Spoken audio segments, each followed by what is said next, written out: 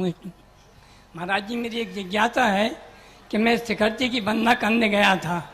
वहाँ पर मैं वंदना करते पार्श्वनाथ चौक पर पहुँचा।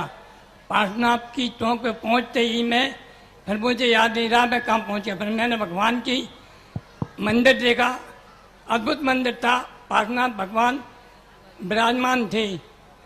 और फिर मैं नीचे उतर के दर्शन करके वहाँ चरणों में गया और फिर जीना चढ़ के ऊपर मंदिर में आया। फिर मंदिर से नीचे करके मैं नीचे आया। जब मुझे होश आया कि मैं कहाँ पर था, फिर मैं दोबारा वंदना करने गया तो वहाँ पर मुझे मंदिर नहीं मिला। वो तुम्हारी एक धारणा जब बन जाती है, क्या होता है, व्यक्ति जब किसी चीज के प्रति अति एकाग्र, अति चिंतित, अति श्रद्धा हो जाती है तो अपने ज्ञान की एक ऐसी दशा प्रकट हो जाती है कि उसके मन में जो होता है वह दिखने लग जाता है।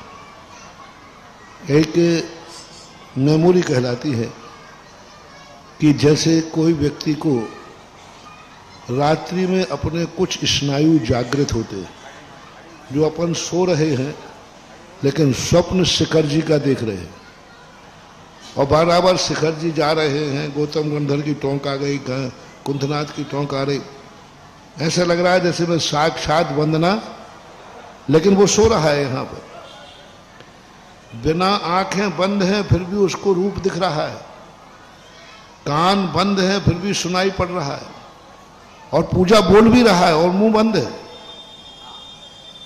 मुंह तो बंद है लेकिन फिर भी वो आप बोल रहा है कि मैं पूजा कर रहा था। तो जैसे स्वप्न में किसी की शक्तियां जाग जाती हैं रात्रि के समय, ऐसे ही कभी कभी किसी व्यक्ति की वो स्थितियां जागृत अवस्था में हो जाती हैं। जागृत अवस्था में 3 लोगों की स्थितियां होती हैं। जब भक्ति की श्रद्धा अलग जागती है, साधु जब साधना में होता है, निर्विकल्प होता है, उस समय वो मुनि पर्याय में रह करके भी सिद्धत्व का आनंद ले लेता है। शुद्ध उपयोग जिसे कहते हैं, ध्यान में बैठ करके बिल्कुल वही आनंद आएगा उसको जो सिद्धों को आ रहा है, लेकिन वो आनंद वास्तविक आनंद नहीं है। ऐसा ही कई लोग डिप्रेशन हो जाते हैं।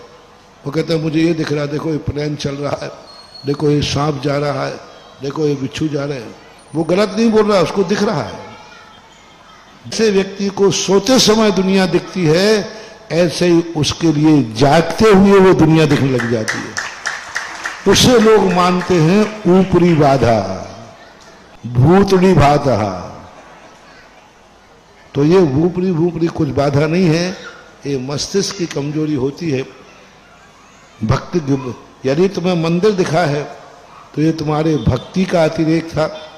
और संसारी व्यक्ति जब टेंशन में होता है, चिंता में होता है, किम कर्तव्य विमूढ़ होता है, तब उसको भूतों जैसी हरकतें वो करने लग जाता है, ऐसा मानो।